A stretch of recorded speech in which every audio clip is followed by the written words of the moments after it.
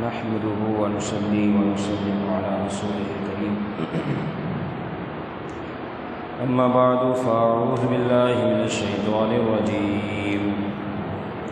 بسم الله الرحمن الرحيم واذكروا الله في أيام معدودات فمن تعجل في يومين فلا إثم عليه ومن تأخر فلا إثم عليه واتقوا الله لمن اتقى واتقوا الله واعلموا أنكم إليه تحشرون صدق الله العظيم وصدق رسوله النبي الكريم الأمين إن الله وملائكته يصلون على النبي يا أيها الذين آمنوا صلوا عليه وسلموا تسليما اللهم صل على سيدنا ومولانا محمد طب القلوب ودوائها وعافية الأبدان وشفائها ونور الأبصار وضيائها وعلى آله وصحبه وبارك وسلم۔ اللہ جل جلالہ کی حمد و ثنا سرکار فخر کائنات قائد المرسلین خاتم النبیین احمد مصطفیٰ جناب محمد مصطفیٰ صلی اللہ تعالیٰ علیہ وسلم کی بارگاہ میں ہدیۃ تحفتاً درود و سلام کا نذرانہ عرض کرنے کے بعد اس رب ذوالجلال کی دیوی توفیق سے الحمدللہ ہر اتوار بعد نماز ظہر درس قرآن کا سلسلہ جاری ہے۔ اللہ تعالیٰ ہم سب کو اس عمل پر استقامت نصیب فرمائے اور قرآن مجید کے نور سے ہم سب کے قلب کو منور فرمائے۔ سورۃ البقرہ دوسرا پارہ، اللہ رب العزت ارشاد فرماتا ہے وَاذْكُرُوا اللَّهَ فِي أَيَّامٍ مَّعْدُودَاتٍ، اللہ کا ذکر کرو گنتی کے دنوں میں، ایام مخصوصہ، خاص خاص ایام۔ فمن تعجل فی یومین، تو جو شخص جلدی کرے 2 دنوں میں، یعنی 2 دن میں لوٹ آئے، جلدی کرے، فلا اثم علیہ، اس پر کوئی گناہ نہیں۔ ومن تاخر، اور جو جلدی نہ کرے، فلا اثم علیہ، اس پر بھی کوئی گناہ نہیں۔ لمن اتقى، واسطے اس شخص کے جو پرہیزگاری اختیار کرے، واتقوا اللہ، اللہ سے ڈرو، واعلموا انکم الیہ تحشرون، جان لو بے شک تم اسی کی طرف جمع کی جاؤ گے۔ اس آیت مبارکہ میں منا کے حوالے سے ٹھہرنے کے احکام کا ذکر ہے، اور اس سے پہلے عرفات میں اور مزدلفہ میں ٹھہرنے کے احکام، اس کے ارکان، وہاں کی عبادتوں کا ذکر ہوا۔ اہل عرب میں سے بعض لوگ وہ تھے جو یہ کہتے تھے کہ 13 ذی الحجہ تک منا میں ٹھہرنا ضروری ہے، جو اس سے پہلے لوٹ آیا اس نے گناہ کیا اور اس کا حج صحیح نہ ہوا، اس قسم کی باتیں کی جاتی تھیں۔ اور کچھ لوگ ایسے تھے اہل عرب میں سے جو کہتے تھے 12 کو لوٹنا ضروری ہے، جو 13 کو لوٹا اس نے صحیح کام نہ کیا، اضافی 1 دن گزارا، کیونکہ 11 اور 12 ان 2 دنوں کو منا میں گزارنا حاجی کے لیے واجب ہے، ضروری ہے کہ 2 دن منا میں گزارے۔ 13 میں رخصت ہے، چاہے تو ٹھہر جائے، ٹھہرے گا تو یہ مستحب پر عمل ہوگا، اچھا کام کیا، نہ ٹھہرنے پہ کوئی گناہ نہیں۔ تو ان کی ان باتوں کی تردید اور یہ جو اس قسم کی باتیں کرتے تھے کہ حج ادا نہ ہوا، گناہ گار ہوا، 2 دن سے پہلے چلا گیا، 2 دن ٹھہرنا ضروری، اس کے بعد ہو گیا، عجیب و غریب جو باتیں تھیں، پر میں ٹھہرا 2 دن تک تو حکم یہی ہے۔ اب اس کے بعد کوئی ٹھہرتا ہے تو اس نے مستحب پر عمل کیا، اچھی بات ہے، نہیں ٹھہرتا کوئی پکڑ نہیں۔ تو اس موقع پر یہ آیت مبارکہ نازل فرما فمن تعجل فی یومین فلا اثم علیہ ومن تاخر فلا اثم علیہ، 2 دن سے زیادہ کوئی ٹھہرا تب بھی کوئی گناہ نہیں، 2 دن کر کے جلدی کی صورت میں لوٹ آیا مکہ المکرمہ تب بھی گناہ نہیں۔ تو گویا کہ اس آیت مبارکہ میں منا کے احکام کا ذکر ہوا۔ فرمایا وَاذْكُرُوا اللہ، اللہ کو یاد کرو۔ اب چونکہ یہ ایام تشریق جاری ہے، مینا کے جو ایام 11 12 یہ ایام تشریق کے اندر ہے، تو فرمایا یہ جو 2 دن ہے اور 13ویں کی عصر تک یہ سارے ایام تشریق ہے، تو وذکر اللہ، اللہ کو خوب یاد کرو، کیونکہ اس میں ایام تشریق ہے اور تکبیر تشریق واجب ہے، تو اللہ کا ذکر کرو بلند آواز کے ساتھ۔ اب 11 12 کا تو معاملہ ہو گیا، اب کیا ہوا کہ یہ جو مینا کا لفظ ہے اس کو مینا جو کہا جاتا ہے، جیسے پہلے گزرا عرفات کو عرفات کیوں کہتے ہیں، مزدلفہ کو مزدلفہ کیوں کہتے ہیں، اس کا ذکر ہوا۔ اب یہاں آئے مینا کی باری، تو مینا کو مینا کیوں کہا جاتا ہے؟ آدم علیہ السلام جب دعا قبول ہوئی تو وہ عرفات کے میدان سے باہر تشریف لائے، مینا پہنچے، چونکہ اس وقت مینا نام نہ تھا، اس جگہ پر پہنچے۔ جبریل امین علیہ السلام حاضر ہوئے، عرض کی اللہ کے نبی آدم علیہ السلام عرض کرنے لگے کیا آپ کی کوئی تمنا ہے؟ تو اس موقع پر آدم علیہ السلام نے جنت کی تمنا آرزو کا اظہار فرمایا، ہمیں جنت کی حسرت ہے، جنت کی تمنا ہے۔ اس تمنا سے ہی اس پوری وادی کا نام، پورے ایک بہت بڑے ایریے کا نام جو ہے وہ مینا پڑ گیا، تمنا سے ہی مینا پڑا، اب وہ مشہور و معروف ہوا مینا۔ ومن تاخر فلا اسم علیہ لمن اتقى، واسطے اس کے جو پرہیزگاری کرے۔ یہ سارا 2 دن یا 2 دن زیادہ، یہ تو پرہیزگاری والوں ان لوگوں کی شان ہے۔ حالانکہ جب بندہ وہاں تک جا رہا ہے تو تیسرا دن مینا میں گزار لے، کیا ضرورت ہے جلد کرنے کی؟ جلد بازی کا کیا معاملہ ہے؟ جب آپ کو رہنا ہی ہے وہاں پر مکہ مکرمہ کی طرف آپ کو آنا ہے، اس سے بہتر یہ ہے کہ آپ 1 دن اور مینا میں گزار لیں، جو ہمارے سلف صالحین کا طریقہ رہا۔ پھر اس کے بعد جو ہے وہ آپ 13ویں کے بعد وہ 14 دن آپ کو کوئی نہیں ٹھہرنے دے گا، اس کے بعد آپ کو آنا ہی ہے، کیونکہ مینا کی وادی وہ وادی ہے، وہاں کے خیمے وہ ہے جو عمرہ کرنے والے جاتے ہیں ان کو دور سے دکھایا جاتا ہے، دور سے، وہ دیکھو مینا کے خیمے حجاج کرام یہاں ٹھہرتے ہیں، وہ دور دیکھو جمرات کا جو پہاڑ ہے جو شیطان کی کنکریاں ماری جاتی ہے،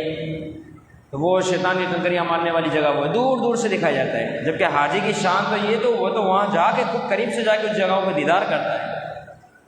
تو جب اللہ نے یہ موقع عطا فرمایا، عجیب ہے کہ بس 12 تک کی رمی کرنی ہے، 13 کو رمی بھی نہیں کرنی، کیونکہ مینا میں جو ٹھہرے گا تو وہ رمی کرے گا نا، جو مینا میں ٹھہرا ہی نہیں وہ رمی کیسے کرے گا؟ لوگ بڑے اجلت کا شکار ہوئے تھے، میں نے بھی خود اپنی آنکھوں سے دیکھا کہ 10 11 12 بہت رش، 10 کو تو بہت زیادہ، 11 کو کم، 12 کو اور کم۔ اب 13 کی باری آئی تو میں دیکھ کے حیران ہوا، نہ آگے نہ پیچھے کوئی نہیں، سناٹا، کہاں گئی عوام ساری؟ کہ آج بھی اس شیطان کو کنکریاں مارنے جا رہے ہیں، تو اگرچہ یہ مارنا واجب کے درجے میں نہیں ہے، لیکن یہ ہے کہ جو مارے گا وہ ثواب پائے گا۔ لوگ غافل خیمے چھوڑ کے جا چکے، اپنے اپنے ہوٹلوں میں جا چکے، مکہ مکرمہ پہنچ چکے، مینا کو بالکل خالی کر دیا۔ اور کچھ ایسے تھے جو واقعاتاً جو ہے وہ عمل کرنے والے تھے، اور جن کے دل میں یہ حسرت تھی کہ آج بھی شیطان کو جمرات پہ جا کے کنکریاں مارنی ہے، تو وہ ماشاءاللہ سے موجود، یعنی بہت سناٹا، بہت جس کو کہا جائے 5-10% لوگ رہ گئے، باقی 90% جا چکے ہیں۔ نہ جانے کس چیز کی جلدی، آج بھی رک جاتے، مستحب پر عمل کرتے، مینا میں ٹھہرتے، شیطان کو کنکریاں مارتے، رہے نصیب پھر یہ کب موقع ملے۔ تو یہ ہمارے اس قسم کے معاملات ہیں، الیاذ باللہ۔ فرمایا لمن اتقى، واسطے اس کے جو پرہیزگاری اختیار کرے، جس نے پرہیزگاری اختیار کی وہ کامیاب رہا۔ یہ نہ ہو حج کے عرفات کا معاملہ ہوا، مزدلفہ کا ہوا، اب مینا کا بھی ہو گیا معاملہ، اب فارغ ہو گئے تو بس اپنے آپ کو جو ہے وہ حاجی جانتے ہوئے اب گناہوں کے قریب چلے گئے، نیکیوں سے دور ہو گئے۔ فرمایا نہیں، یہاں تو حج کا سلسلہ مکمل ہوا، لمن اتقى، واسطے اس کے جو پرہیزگاری اختیار کرے، آگے ساری پرہیزگاری والی زندگی گزارنی ہے۔ جب بندہ صاف ستھرا ہو جائے اس کا مطلب کیا ہوتا ہے؟ اب دوبارہ گندا ہو، اب اس کا مطلب یہ ہے کہ آپ اپنی صاف ستھرائی کا لحاظ کریں، اس کی حفاظت کریں۔ تو جب گناہ سے پاک صاف ستھرے ہو گئے، اللہ نے تمہیں اس جوانی کے عالم میں، اس 40 45 50 سال کی ایج میں تمہیں جو حج کا نصیب فرمایا، تو اس صورت میں اب تم پاک صاف ستھرے ہو گئے۔ جب ستھرے ہو گئے تو اب اس ستھرے پن کی حفاظت کرو، یہ نہ ہو اس کو ضائع کر دو۔ فرمایا لمن اتقى، واسطے اس کے جو پرہیزگاری کرے، واتقوا اللہ، اللہ سے ڈرو، اب ڈرتے رہو ساری زندگی، پہلے سے بھی زیادہ خوف ہونا چاہیے، تاکہ جو گناہوں کا معاملہ ختم ہوا ہے ہمیشہ کے لیے ختم ہی رہے، اسی صورت میں پاک ستھرے ہوتے ہوئے تم قبر کے سپرد کیے جاؤ۔ وَاعْلَمُوا أَنَّكُمْ إِلَيْهِ تُحْشَرُونَ، اور جان لو بے شک تم اسی کی طرف جمع کیے جاؤ گے۔ یہ نہیں ہے کہ تمہارا معاملہ جو ہے برعکس ہو جائے گا، فرمایا نہیں، اسی کی طرف تم جمع کیے جاؤ گے۔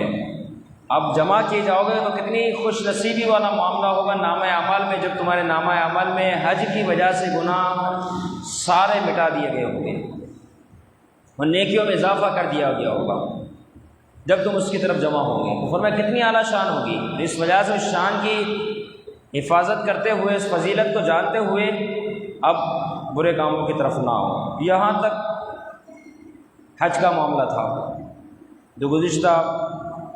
کئی آیت مبارکہ سے چلتا ہوا یہاں تک پہنچا۔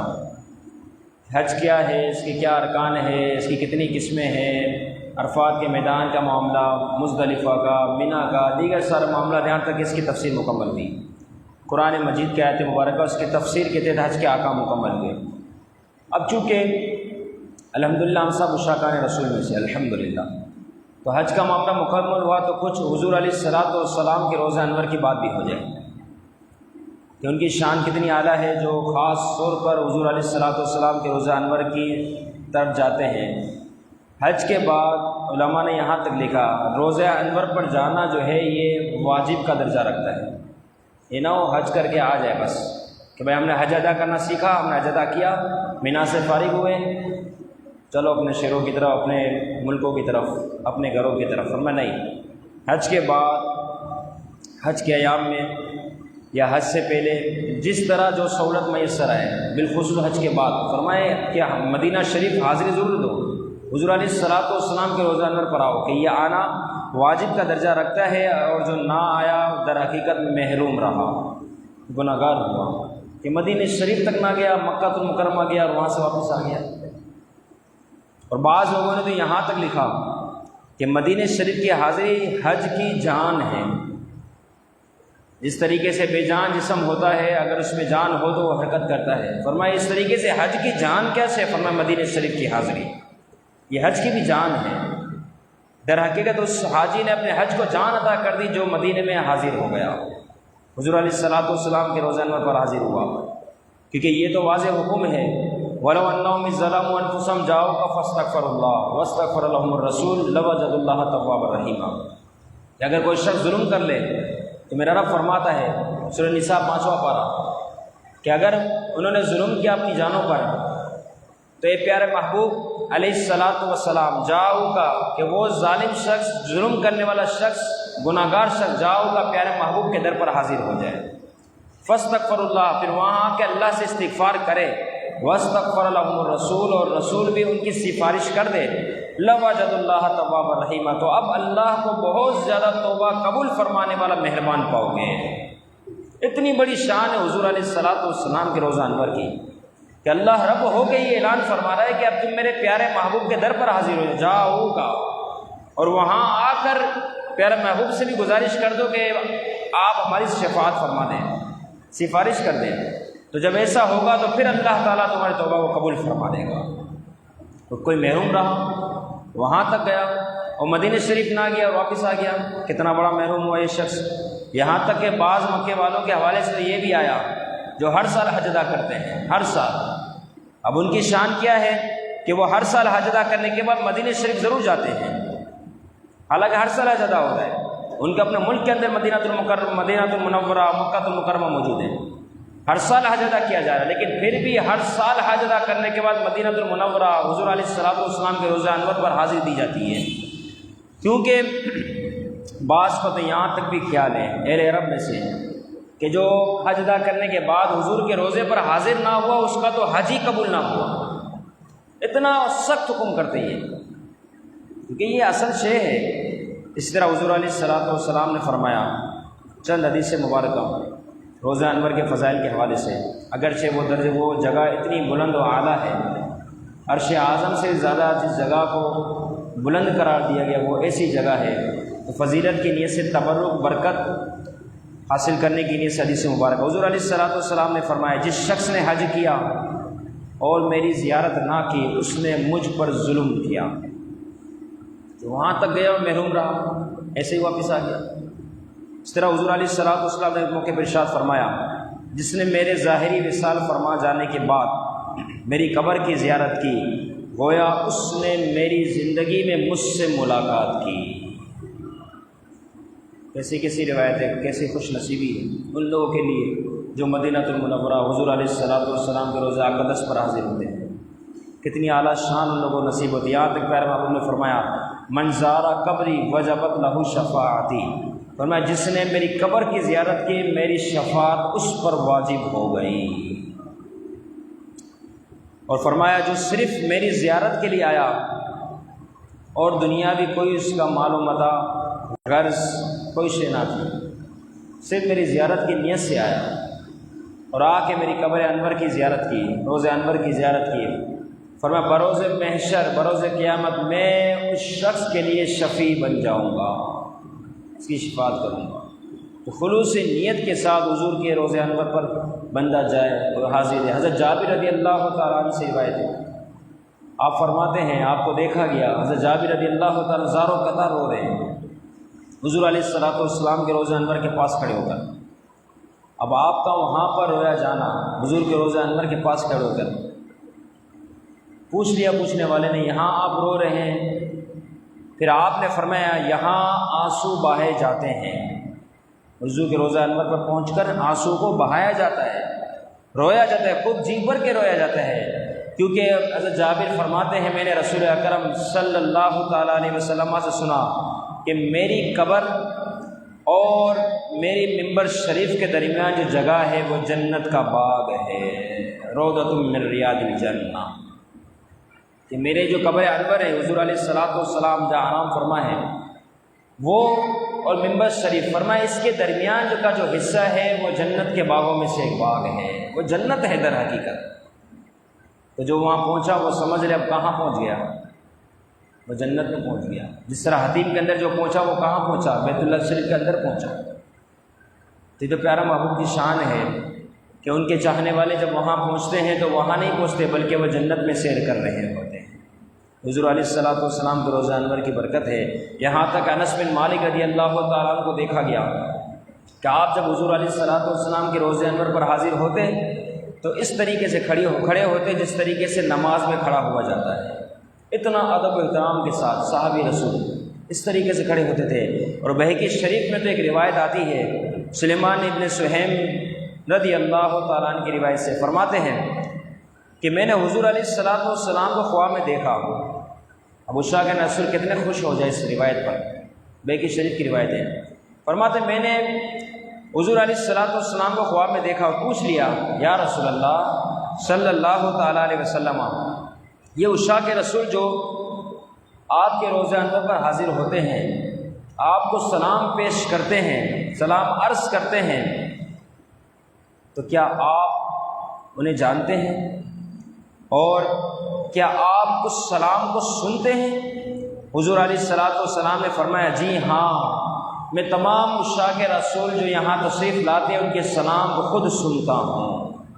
اور پھر یہی نہیں بلکہ آپ علیہ الصلوۃ والسلام نے یہاں تک فرمایا کہ جتنے آتے ہیں سلام کرتے ہیں میں ہر ایک کے سلام کا جواب ارشاد فرماتا ہوں۔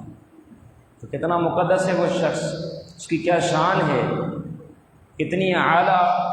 بلندیوں والا وہ شخص ہے جو حضور علیہ الصلوۃ والسلام کے روزہ انور پر ادب کے ساتھ حاضری دینے کو پہنچ جائے اور پھر اس طریقے سے حاضر۔ اللہ تعالیٰ میں زندگی بار بار رسول اکرم صلی اللہ تعالیٰ علیہ وسلم کے در کے حاضر نصیب فرمائے۔ ایک بدوی گیا تھا مسجد نبی شریف اور وہاں پہنچا اور روزہ انور کے سامنے کھڑا ہوا اور پھر اس کے بعد عرض کرنے لگا یا رسول اللہ صلی اللہ تعالیٰ علیہ وسلم، میرے ماں باپ آپ پہ قربان ہوں،